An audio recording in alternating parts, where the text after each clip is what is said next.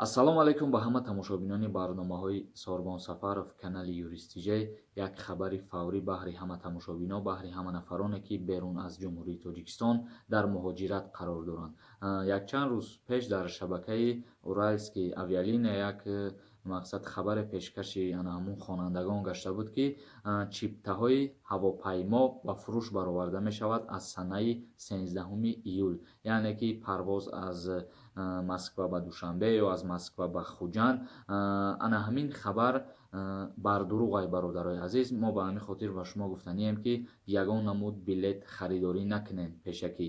Яъне ки анамун хабаре ки Уральские авиалиния пешкаш кардагии 13 июл парвозҳо оғоз мешаванд, ҳоло ягон ҳақиқат надорад, чунки то ана ҳамин вазъият тинч шидан мақсад ягон конфронс олӣ баргузор шидагӣ нестае, ки ҳавопаймоҳо дар ҳаракат будрояну ва чиптаҳо ба фурӯш бароварда шаванд. Дар ин бора сухан гуфтагиянд, лекин санаи аниқ ва дақиқаш дар ягон ҷо гуфта шидагӣ нестае. Ба ҳамин хотир бародаро, апаҳо, хоҳаро, умуман ҳама нафарое ки дар муҳоҷират қарор доранд, пешакӣ ана ҳамин билетҳоро харидорӣ накунед. ҳар чизе ки аниқ ва дақиқ шид аз тарафи Сафорати Ҷумҳурии Тоҷикистон ва аз тарафи ҳукумати Ҷумҳурии Тоҷикистон низ дар сомонаҳои интернетӣ ана ҳамин хабара нашр мекунад. Яъне давлат ҳамон вақте ки официально объявит кард, ки ҳавопаймоҳо боз аз сари нав ба мисли пештара парвоз мекунанд, баъд шумо метавонед дар ҳамон ҳолат чиптаҳоятонро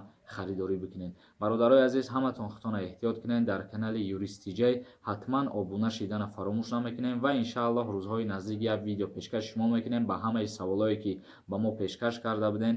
Худованд розӣ бошад, саволотонро ҷавоб метаҳем. Ё ки ягон саволи дигар дошта бошед, дар рақамҳои Viber ё ки дар Instagram ба ма пешкаш бигардонед. Рақамҳои Viber 501 33 86 33. Худованд нигаҳбони мо ва шумо бошад бародаро.